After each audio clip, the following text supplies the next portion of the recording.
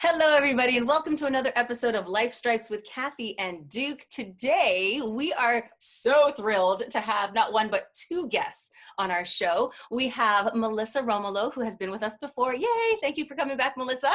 She is my pleasure.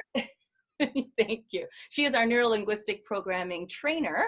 And in addition to that, we have Trevor Lewis. Trevor, welcome, and thank you for joining us. Hey, thank you, guys. Great to be here. Thank you. Trevor is not only a colorist, so he makes everybody look fabulous in movies and television shows, but he's also a comedian. So he may be sharing some jokes with us. I'm attempting to be a comedian. I'm not a comedian. I'm attempting to be a comedian. You're attempting to be a comedian. You know what? If you feel like you're a comedian, honey, you're a comedian. Okay. There you go. I have permission. Thank you. There you go.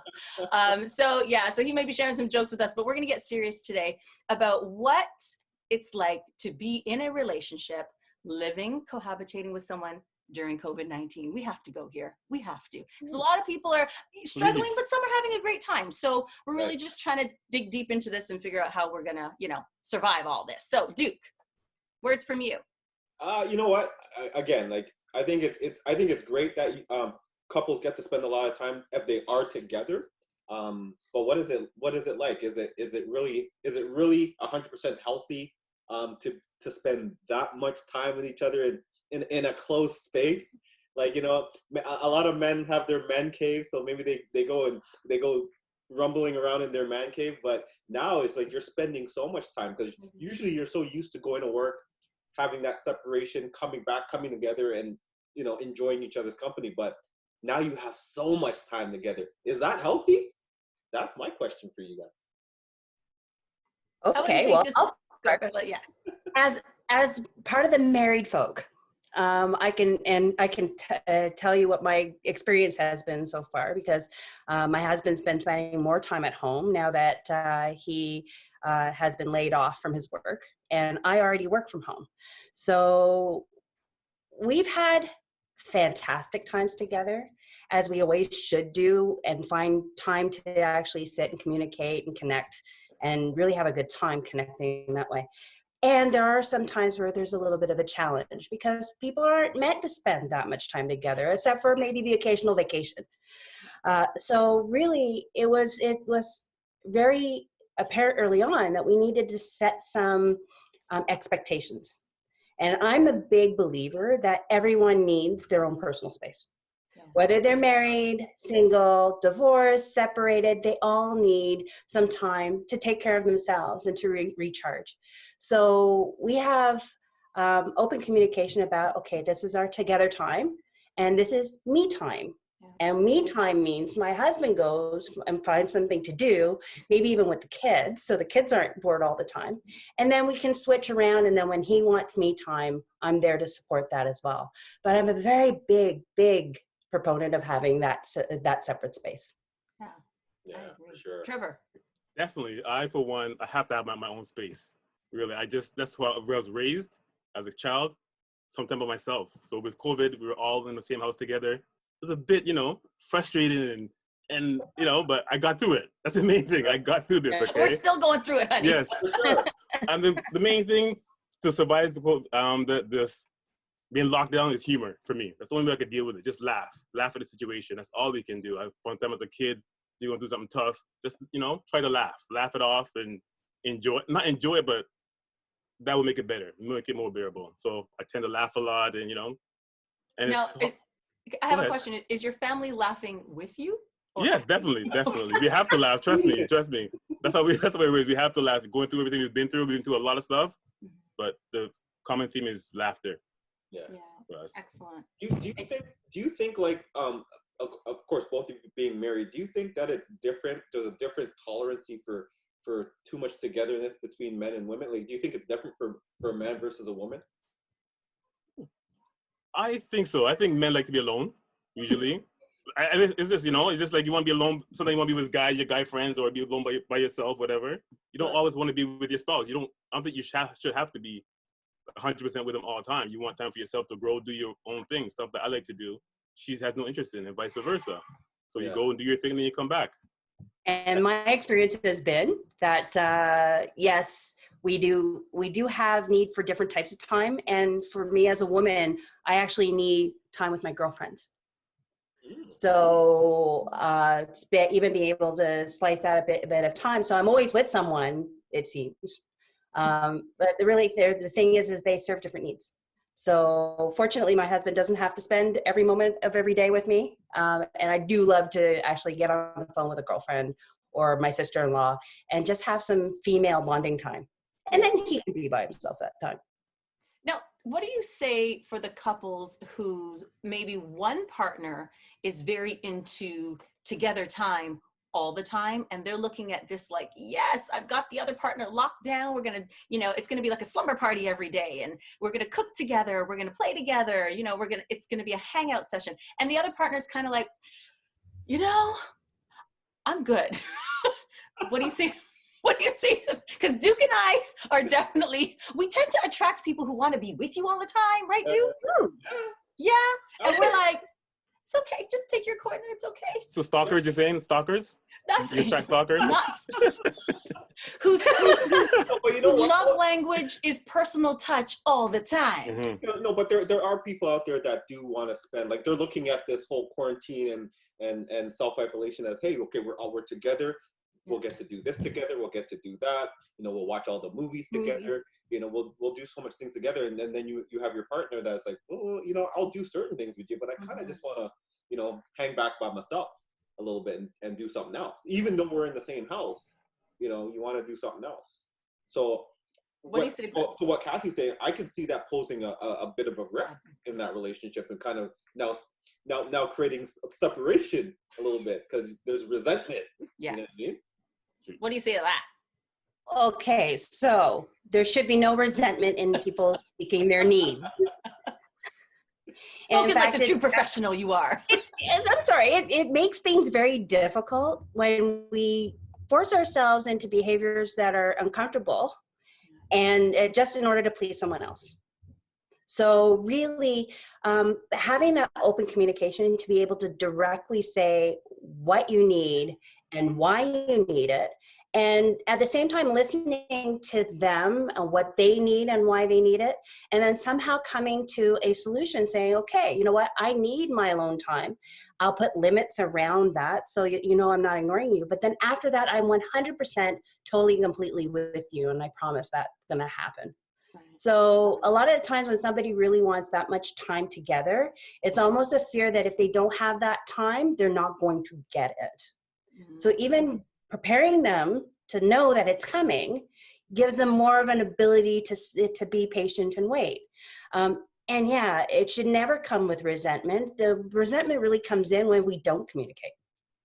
So when we say, I want my alone time, but we don't communicate it, we resent the person for constantly going and encroaching on our boundaries. Exactly. Same way with the person who wants the attention all the time and we don't give it, they resent being ignored.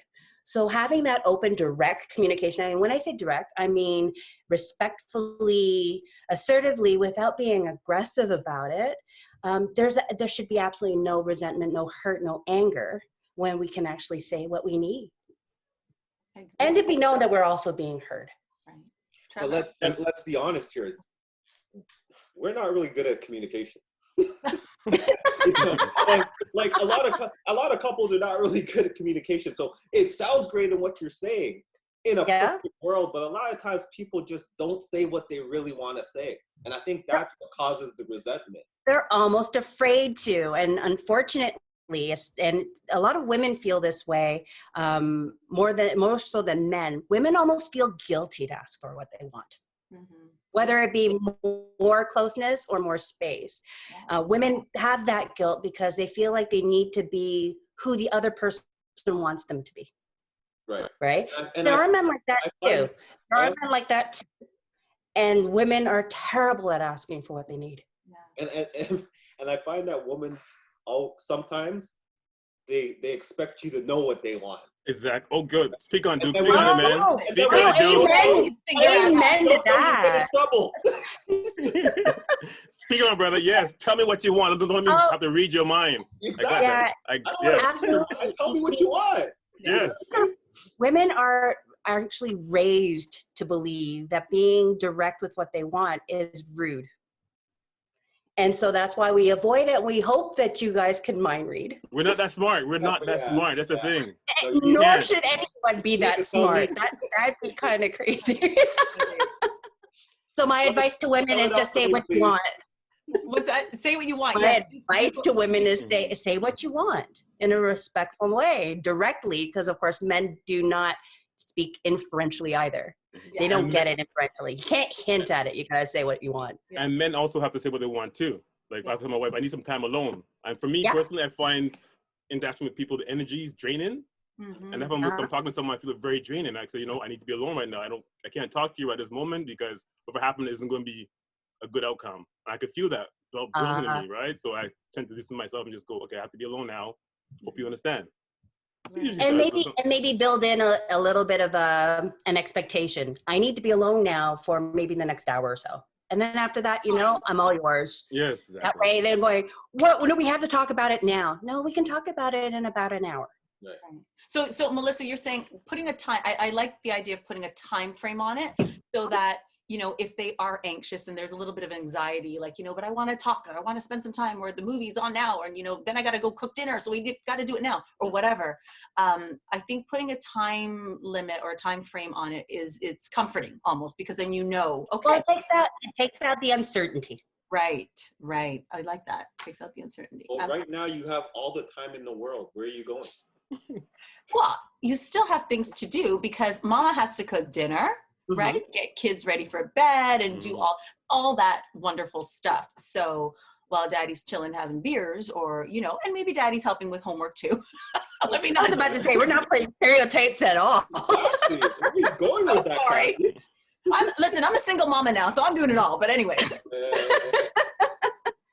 You know what? It's funny that you're talking about all of us being together. My particular home situation is a really interesting one because I have not just me, my husband, and my 2 kids, and a dog. I also have my father-in-law and mother-in-law, and both of them they're divorced from each other. They're not married. And they live. Oh, that, Trav. Welcome to my world. That's a sitcom. I'm taking notes here, but sitcom. Sure. Can I just clarify this?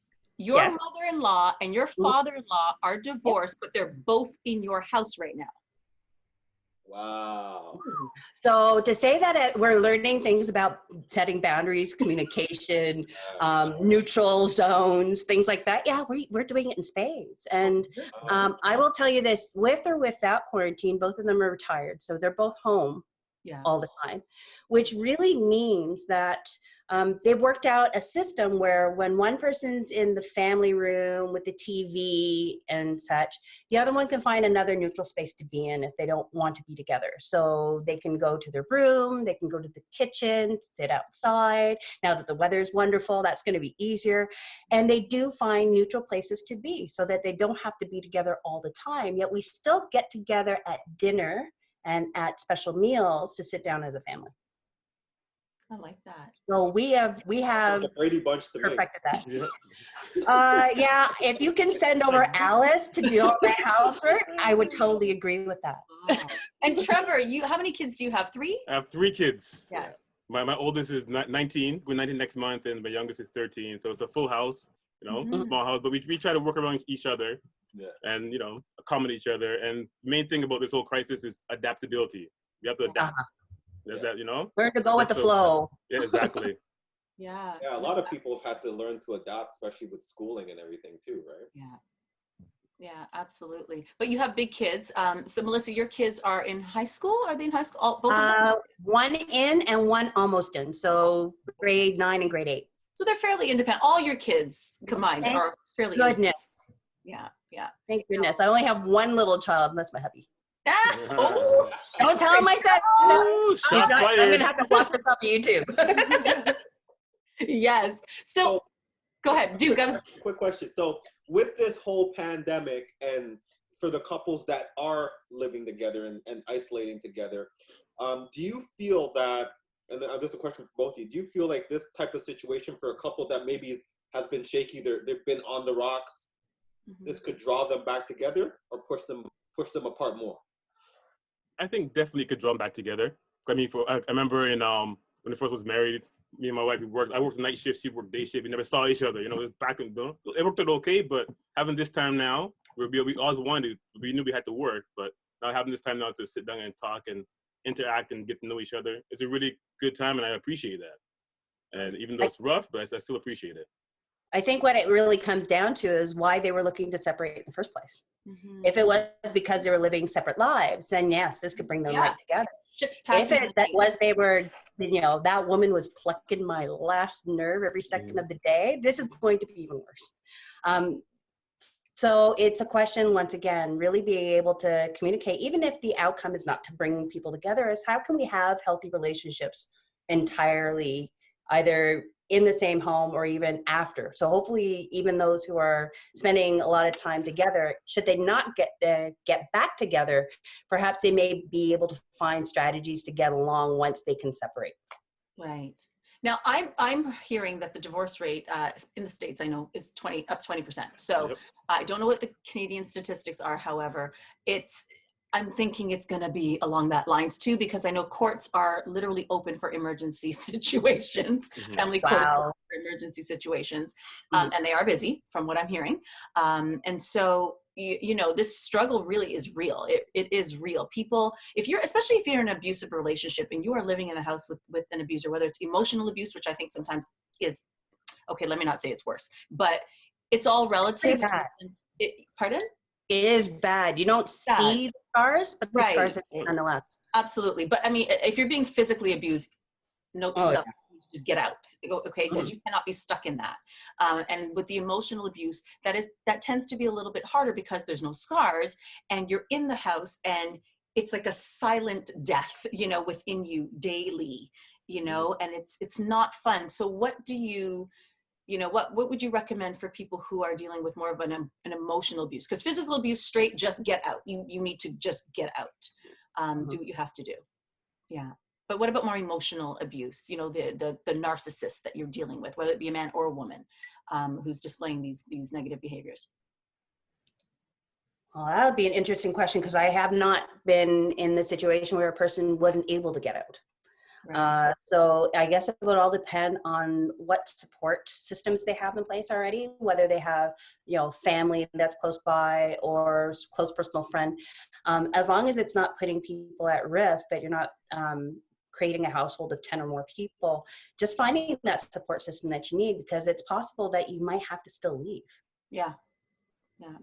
Right? Whatever is the most prudent thing to do. But I would say if a person is being emotionally abusive where you can't handle it anymore, then you may either have to find somewhere to go, or if you really do need to stay, is being able to have that support at least there, whether by computer or by phone, be in close contact with people who can help you get through things mentally. Yeah. And I do know that there are a lot of life coaches out there who are offering their services free of charge or pay what you can. And so even searching out some life coaches that can help, that talk you through and arm you with some strategies that will help you. Absolutely. Absolutely. Trevor, any opinion on that? It's difficult to say. It's hard to say leave, it's a hard thing to do. But I think as long as you have the support, try to get support of your family and, like Melissa said, your friends to help you out the situation. It's a really hard thing to say for me to call. It'd be really tough for someone who's, say, an immigrant who hasn't been here long, who doesn't have the support system here. That'll be tough. At the same time, maybe calling it, because we are now more inclined to use things like Zoom or WhatsApp to stay in touch with people who are not geographically close to us. Yeah. And the sad part is that most people who are suffering from emotional abuse, they tend to stay silent too. Yes. They don't reach out. So all I can say is reach out as much as possible. That's right. And also I'm going to add on to that, like, if especially at this time that you can't communicate with someone and let them know how you're feeling. I mean, if you're in each other's face all the time and the emotional abuse is ramping up, and at the end of this, because I think I've called this my reset year and I'm going to keep on saying it. At this point, you have to know what you need to be doing. So if getting out is the end goal out of all of this, especially during this horrible time, or maybe it's not so horrible, maybe it's the revelation time where you recognize I can't live another day with this person. As soon as I'm allowed to get out, I'm out. start putting your exit strategy in place. I think that not enough people think about the exit strategy. They live in the abuse and then they want out, and then they start making all the wrong decisions because they're all based on emotion. And so I think while you're in it, and if you can't leave because of the kids or whatever, you don't have anywhere to go. And, you know, of course, where are you going to go? People may not even want you in their house at this point. You know, whether it is family, because I know a lot of families are like, ooh, stay over there, you know, of course. But really just thinking about your exit strategy. Now is the time, right? And as we get to that, we are running out of time. Yeah. Already? This has been fun. That was quick. It's a 40-minute session, and that's it. Wow. Yeah. I just wanted to say, Duke, you had brought up, before we'd started rolling, you had brought up a show. And just to end like on a positive, a fun note, talk about your show. Go ahead, let me hear it. Well, I mean, like I said, Love is Blind. It's just one of those shows that you don't get to see the person. You just have to keep talking. So as we talked about communication, it's like you're communicating and you're getting to learn the person from the inside out, right? So understand what their vulnerabilities are, what their expectations are, what's important to them. And I think it's a good concept for a way to build a stronger relationship instead of just looking at the physical. Right. So communication boils down to communication. Yeah. Whether it's before you know them or after you've been married 10 years, it boils down to communication. And, you know, maybe more couples should adopt that whole premise, like what Love is Blind is doing. Sit with a door. One sit on one side of the door, the other sit on the other side of the door. No, seriously. Well, Kathy, that sounds absolutely sexy. Right? There was actually a couple on that show, because I watched every single episode, guilty, yes, where the girl, she wasn't really attracted to the guy, and it was very obvious, but bless her heart for trying. And when they were together, when they were not seeing each other, it was brilliant. As soon as they saw each other, she was like, ooh. But then when it got to a pivotal point in their relationship, he actually suggested, why don't you go into the other room and I'll stay in this room. The door was open and they had a beautiful conversation. She was smiling, she was happy because they weren't in each other's face. That's what that show is about. Like, that's exactly what that show is about. Now, mind you, that there are things that people need to be aware of, because when you meet somebody for the first time, right? It's like that honeymoon stage, right? You're going to put on your best foot forward. You're going to tell them what they want to hear. They're going to tell you what you want to hear. And, you know, so you have to like start to sniff out the bullshit, you know, pull and dig down and strip away a lot of layers to find out who that person really is. Yeah. So it's not a perfect solution. It's a good solution. It's not perfect though. There's still some imperfections in that, and not just having that communication, because as you know, even when you meet somebody traditionally, and you see what they look like and you're attracted to them.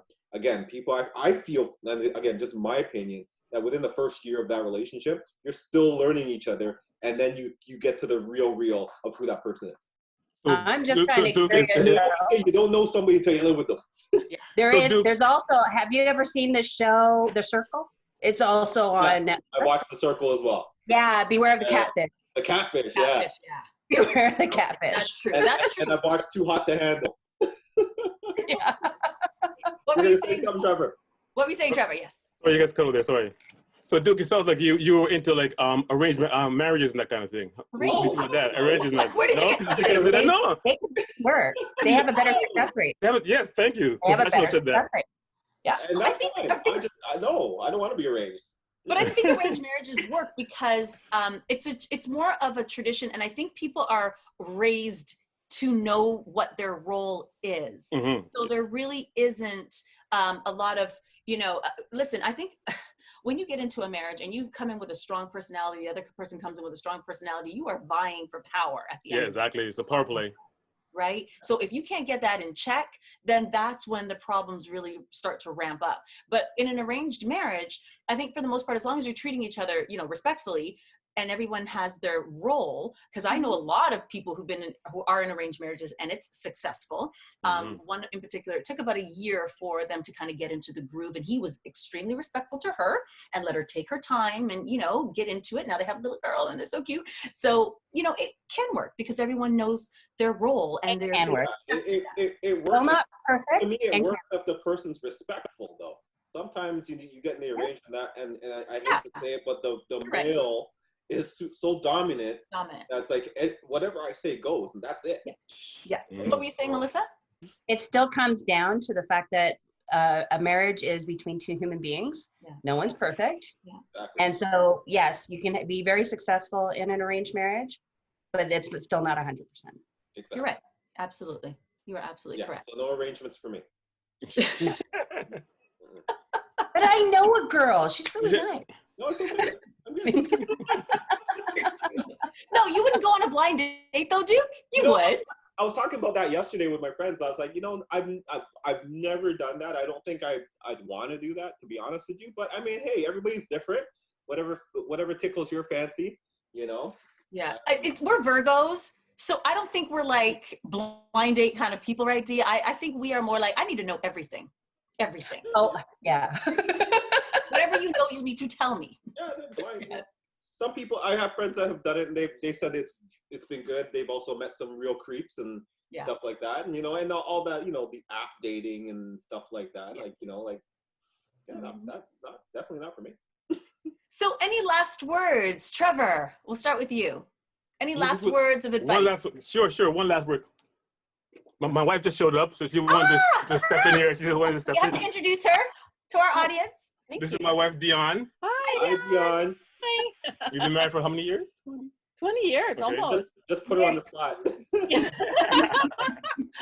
and is Trevor driving you crazy with all the space? No, you know what? Like, it's funny because I was saying that, like, we just sort of negotiated the way we normally have, and like, he likes to have his space and he does his thing, and then I do my thing, right? So Nice. I think we make it work that way because we realize we're just very different, right? Yeah. Mm-hmm. You guys are so cute. Look at you.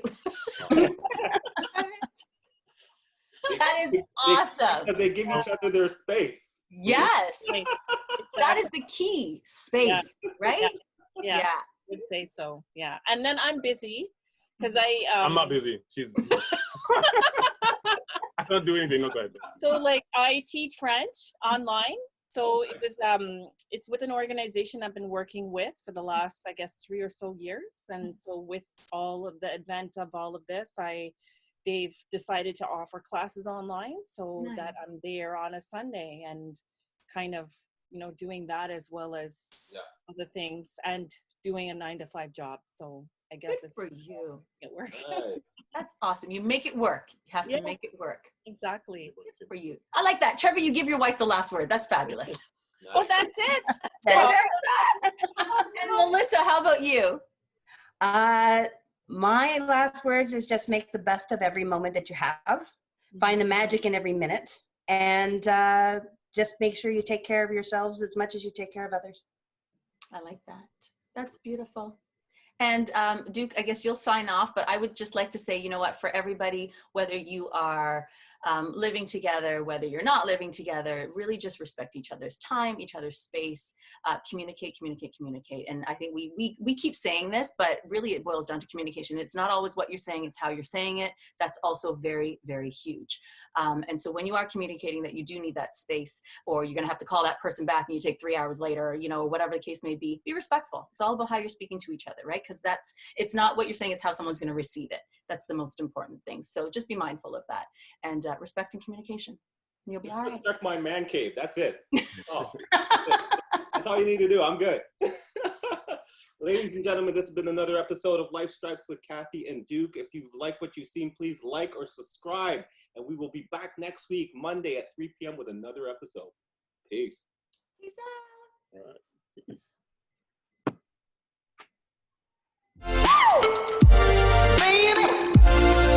Baby.